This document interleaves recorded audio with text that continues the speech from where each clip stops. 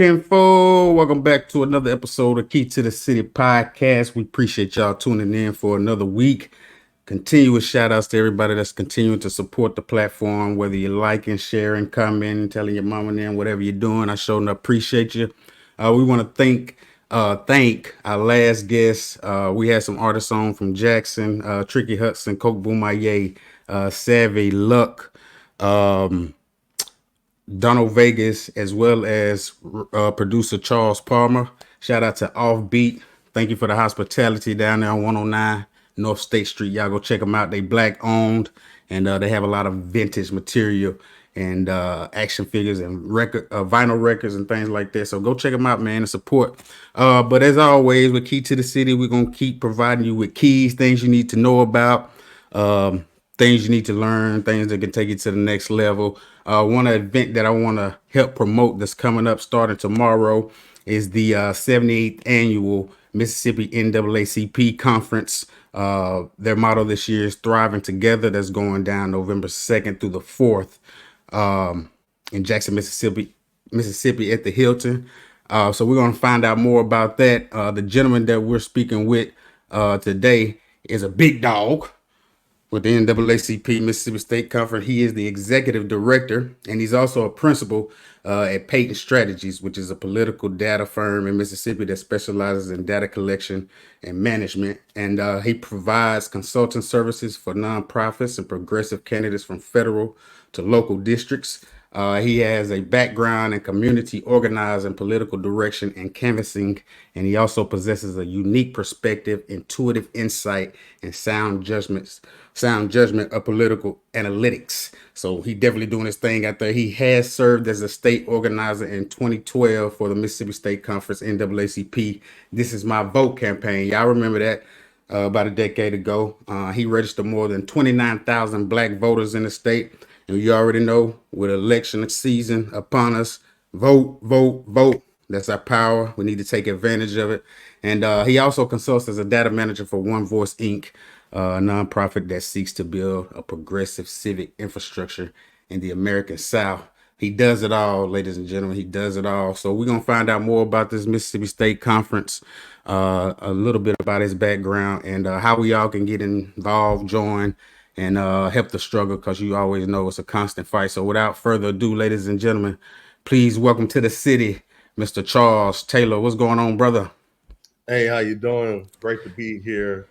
Thank you for promoting our state conference and our state convention. You know, the NAACP has been around for over 114 years, since 1909. But many of you may not know, we've been in the state of Mississippi since 1919. So Wow. over 5 years. Our first branch was in Vicksburg, Mississippi. I'm actually right here in the state office as we speak. The office that I'm currently sitting in now was the office that Medgar Evers held over 60 years ago. Mm-hmm. So, you know, wow. Hollow halls, hollow spaces, and I'm just really excited to be here with you today.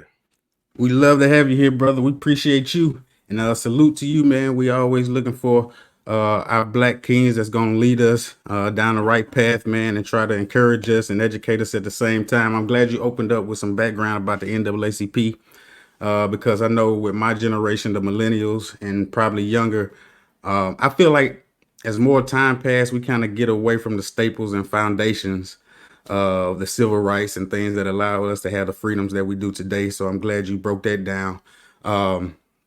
And just a little bit of your background. You a Morehouse man? Oh yeah, absolutely. Morehouse man. Morehouse 2012. You know, also a millennial man. You know, I tell you, just even as you're talking about the NAACP and it being multi-generational, I've been around since 2006. You know, I met both Derrick Johnson and Nashawn Haynes at the exact same time as a high school student. And so, you know, it was the mentorship that was provided to me by the two of them ongoing, even after I got out of college, needed a job, you know, they could work here at the NAACP and work with One Voice. in now being in this office, it's a beautiful thing. I tell you, I think what we have to do more, especially as young folks, and like I said, I'm a millennial myself, but even the generation under us, we gotta lay at the feet of the people who came before us, because Come on. they know a lot. They want to instill and share that vision with us. And if you have the right mentor, they are going to want you to flourish, going to want your light to shine, going to want your ideas to come to fruition. And all they want to do is provide guidance, as they do it. And so I think that's what the NAACP is all about. That's what we've been about for over a century. So, I'm just happy to be a part of the NAACP family. Love it, brother. Love it. What all occurs at this state conference? What goes on? Is this an opportunity for some of that younger generation to get involved and learn more about it? Break that down Absolutely. for us. Yeah, so come join us.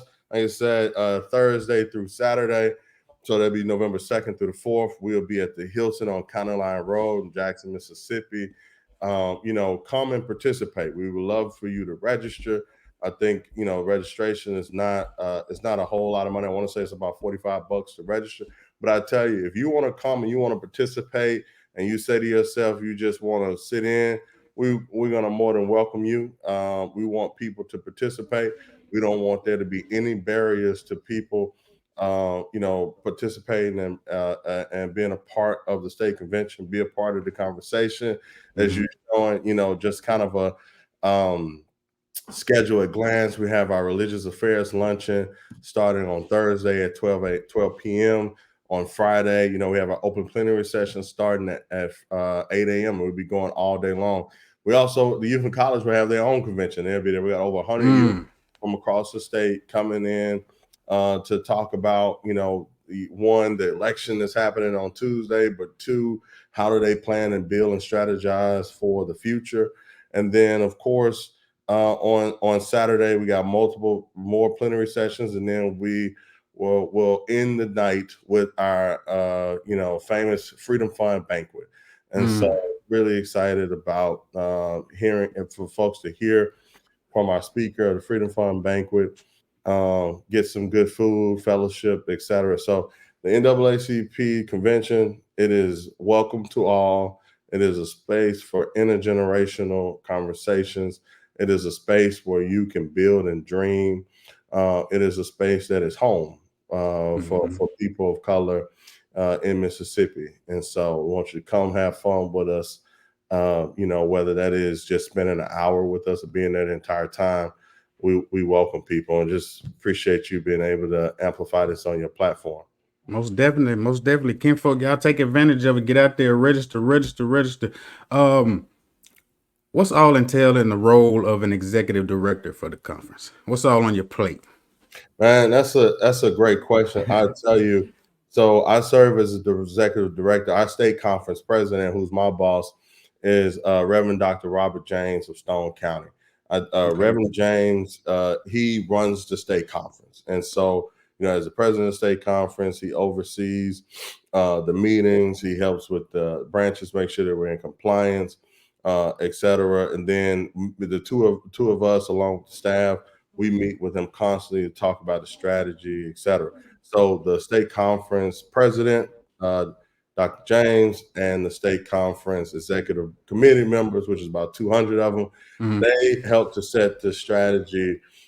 Set and the vision for the NAACP. But my job as executive director, and the job of the additional staff here for the state conference, is we execute on those strategies. So what we do day in and day out, and a lot of times it is day in and night out. We meet with our partners, work with them, both national, regional, state, and local. We will, have different projects. So a couple things that, we've been doing this year to kind of highlight. One, I had ongoing works around civic engagement. So NAACP, the state conference, along with our national office, we've made a 7-figure investment into this election cycle, making sure that Black folks get out to vote, know what's on the ballot, know who's on the ballot, understand the issues. We've done that in terms of knocking on doors in 30 counties, making phone calls in all 82 counties, sending out text messages. Youth in college will be sending out text messages this weekend. They'll be sending out over 500,000 messages to people to talk to them about this election. Digital advertisement, over 100,000 pieces of mail, and several other tactics that I hadn't even, I'm neglecting to name, but we wanted to touch on those things. Secondly, we got a big project around expanding Medicaid. Medicaid expansion is absolutely necessary in the state of Mississippi. Yes, we are a poor state. And so as a poor state, there's about 200,000 Mississippians who would benefit from Medicaid expansion, who would literally get health insurance the next day. But Medicaid expansion would also save lives. So we, along with the Coalition for Care for Mississippi, have been talking about how do we expand Medicaid. Unfortunately, there were recent storms in Mississippi, in Rolling Fork, Mississippi, and throughout the Mississippi Delta, Silver City, and in other places, and it was devastating. And so, NAACP was on the ground in those areas trying to help with that disaster relief. We partnered with the Red Cross, and that Felicia Tripp, who's with the Red Cross, she's also our disaster management disaster committee chair for the NAACP. Her, along with Charles Hampton, who was our first vice president, they have been doing disaster relief since, at least the last couple of decades. And so just grateful to the work that they've been doing. Is several other projects that we have with NAACP. Of course, we were heavy around the water crisis in Jackson with our Title VI complaint with the national office saying that, what they have done is violating the civil rights of the citizens of Jackson with the water crisis.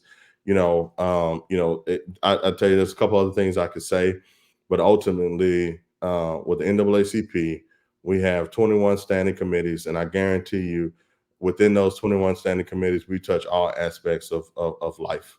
And so, my role as executive director is to carry out the vision and execute on a vision that has been both sharpened by our state president and executive committee, elected members, et cetera, but has been laid out, before any of us have been alive. We have been on this vision of advancing equity for people of color, like I said, since the last century. Wow. You mentioned the upcoming election cycle, and I think this one is very critical and important. I kind of want to ask a broad question. This is just your personal opinion. Why does it seem like we as Mississippians always vote against our best interest? Man, I think we need a couple hours to talk about that one. But I'll say this. Okay. A couple things. When it comes to Black Mississippians, in the words of our national president, Derrick Johnson, when we fight, we win. Mississippi has more Black elected officials than any other state in the country. Right now, like I said, I'm literally sitting in the office that used to be Medgar Evers' office. Yes, sir. But literally right next to me, the wall that we share is the auditorium of the NW Stringer Lodge. And so in the NW Stringer Lodge, that's when the Mississippi Freedom Democratic Party had their state convention. And at their state convention, it was folks like Fannie Lou Hamer who went up and said, I want to be a delegate. And then later we heard her famous testimony at the DNC, the Democratic National Convention of 1964, where she spoke to the Credentials Committee along with Aaron Henry, who was our state conference president for 33 years. And so, it was these Black folks who led to, at that time, there were no Black elected officials in Mississippi, to now Mississippi having more Black elected officials than any other state in the country. But as we talk about this conversation around people either not voting their interests or people not voting at all, it's really less about the individual and more about the structure. And so voting is something that is systemic. So anything that's systemic must have a systemic solution to it. So we can't put the blame or the onus on the individual. What I mean by that is that we have to invest into the electorate. And so what happens a lot of times is, whether you're in Mississippi or any other state, if you are, let's say, what we call a high propensity voter, or a super voter, to say it quite frank, you get inundated with mail, with texts, with phones, with door knocks, etc. And the reason why is because there's a certain level of stability in your life, so it's easy to reach you. But the person who may not be voting, a lot of times it ties to stability. So these are individuals that may have to change address every 6 months or change cell phones that frequently or more. And so it is our job to make sure that voting is as easy as possible, because Mississippi is one of the hardest states in the country to vote in, and that's not by coincidence; it's by design. We don't have early registration. We don't have we don't have early voting. We don't have same day Online. registration. We don't have online registration. And these are other states that have higher propensity voters, or the propensity of the electorate is higher. They have these things. It's no coincidence that if you make voting easier, more people will do it. And you can do that in a way where you maintain the integrity of the process. We've seen this happen in so many states. Mississippi is a state that would much rather suppress votes, because by suppressing the votes, you keep certain entities in power. And so this is by design. The last thing I'll say about this notion of people who may or may not vote the way that we think is in their interest is really about going back, investing into the electorate and engagement. If you have a scenario where one person, even if they're not the best person for them, talking to a particular voter, inundating themselves and their lives for 30 or so years, and then someone else has a different opinion and they have never talked to that voter, doesn't reach those individuals, then they're gonna go with the devil they know. And so, in all of that, what I am suggesting is that we have to redesign what it means to engage voters in a place, period, in a place across all places across the country, but especially in a place like Mississippi, because we have so much technology, and there are people who are hardworking, who care about our state, who care about their families, who care about their lives, and sometimes they vote, sometimes they don't. But it doesn't mean the care is not there. We just got to make sure we reach them. Oh, powerful response, brother. Powerful response. I got one last personal question for you. Then we can get ready to close it out. What's your assessment of the Biden administration thus far? Well, I'll tell you this. I think that what is happening with this administration, I've been pleased with. Biden has appointed more Black individuals or people than any other president. It. I think we don't really realize how much the administration has done for the ordinary Mississippian or the ordinary American. Of course, we can always do more, and more should be needed and demanded. But you just think about some of the recent policies, et cetera, that the Biden-Harris administration has taken on. It has yielded fruits for people. I mean, you literally feel it. I do think that we still need to address other issues. Some of it is things that the administration can and cannot control. But ultimately, and for the NAACP, our goal is to continue to advance, and particularly advance the lives of people of color. Love to hear it. Love to hear it. And how can my audience, my kinfolk, register for the conference and make sure that they're to attend? Well, at this point, the only registration we're doing is on site. Well, we welcome you to come. Oh, Yeah, so okay. come by. All you got to do is show up. And like I said, I believe it is $45 to register. But Okay. like I said, if somebody wants to come by and they just want to stop by for an hour or two, we're not going to turn them away. We're going to welcome them with open arms. It's going to feel like a family reunion, because it is a family reunion. And so what I tell people to do is just show up to the Hilton on County Line Road between Thursday and Saturday, and they will be welcomed by the NAACP. Thursday and Saturday this week. Y'all make sure y'all get out there. Say that again. Thursday through Saturday. Thursday through Saturday. Make sure y'all get out there and get involved. Mr. Taylor, I salute you, brother. Continue to do what you're doing. Continue to push the culture forward.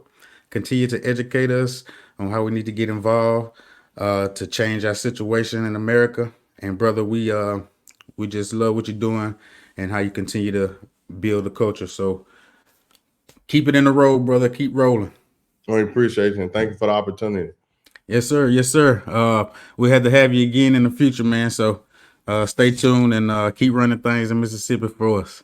I appreciate you. All right. Have a All good right. Yes, sir. We appreciate y'all joining us for this episode. Y'all get involved. The Mississippi NAACP State Conference is going down November 2nd through the 4th. Get out there, get involved. This has been another episode. He is Charles Taylor. I am Keone G, Mr. Key to the City. We appreciate y'all love. Peace, blessings. We out.